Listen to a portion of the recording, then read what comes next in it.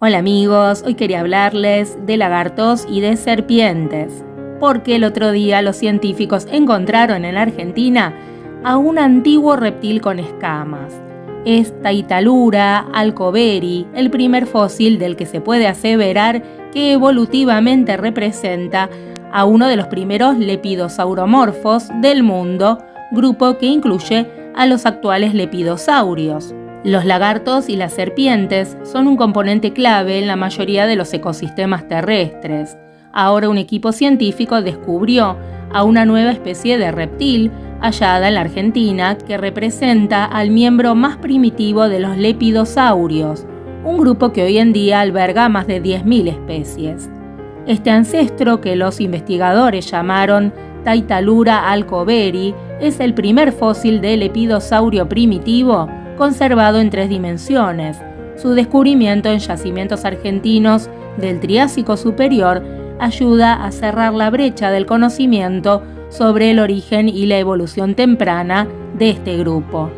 La investigación fue publicada en Nature y la nueva especie representa un antiguo precursor de la mayoría de los reptiles modernos, según los científicos de la Universidad Nacional de San Juan, la Universidad de Harvard en Estados Unidos y el Museo Estatal de Historia Natural de Stuttgart en Alemania. Este fósil, bellamente conservado en 3D, es realmente un hallazgo importante, dijo Gabriela Sobral, del Museo Alemán. Es el fósil más completo que tenemos hasta ahora, que representa las primeras etapas de la evolución de los lepidosaurios. Junto a los tuátaras de Nueva Zelanda, los esquamatos o escamosos, es decir, el grupo que junta a todos los lagartos y las serpientes, constituyen a los lepidosaurios. Con diferencia, es el mayor grupo moderno de reptiles. Tanto los escamosos como los tuátaras tienen una historia evolutiva extremadamente larga. Sus linajes son más antiguos que los dinosaurios, ya que se originaron y divergieron entre sí en algún momento hace unos 260 millones de años.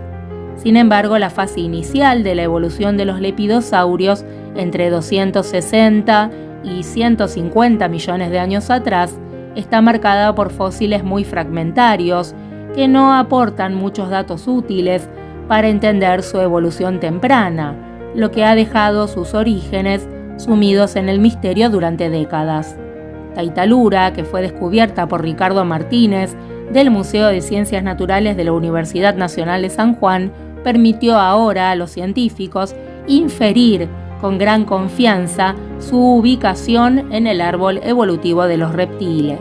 En concreto, Martínez halló en el Parque Provincial Ixtigualasto de San Juan hace 2 décadas un minúsculo cráneo con su mandíbula de solamente 2 centímetros. Ahora, con distintas técnicas como la tomografía computarizada de alta resolución y análisis estadísticos, los científicos pudieron confirmar las sospechas de que Taitalura era el miembro más primitivo del linaje que acabó originando a todos los lagartos y las serpientes. El animal al que pertenecieron los fósiles hallados debió medir unos 15 centímetros de largo, no muy distinto a cualquier lagartija viviente. En edad se determinó unos 230 millones de años de antigüedad a principios del Triásico Superior, una época en que los primeros dinosaurios iban ganando de a poquito terreno. Otros lepidosaurios tempranos se han encontrado en Europa, pero Taitalura no solamente parece ser ancestral a todos ellos en aspecto, sino que es el primero encontrado en el sur de Pangea, mostrando que la evolución del grupo no solamente ocurrió en el norte. Los lepidosauromorfos son el grupo que incluye a los actuales lepidosaurios y a otros grupos. Su nombre deriva de la palabra quechua taita, que significa padre o abuelo, y lura del cacán, lengua hablada por los diaguitas, antiguos pobladores de la zona de San Juan, que significa lagarto. El nombre específico hace honor al paleontólogo sanjuanino Oscar Alcover, quien lideró junto a Martínez la expedición en la que se encontró este espécimen. Y ya que hablamos de los escamosos, las serpientes son animales hermosos y extraños.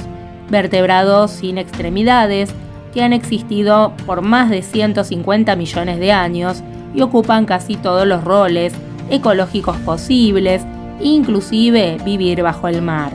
A lo largo del tiempo geológico han venido en todo tipo de formas y tamaños. Por lo general tienen forma de salchicha y tienen una historia evolutiva única. Un grupo particular de serpientes, las Matsoias, solía estar ampliamente distribuido en todo el mundo en el Cretácico cuando gobernaban los dinosaurios. Ahora este grupo está extinto, pero vivió alrededor de unos 100 millones de años, lo que los convierte en uno de los linajes más longevos de la historia. El primer integrante de este grupo de los Matsoias que fue nombrado se remonta al año 1901, se llama Gigantophis garstini, fue descubierto a partir de rocas de 40 millones de años en el muy antiguo Egipto.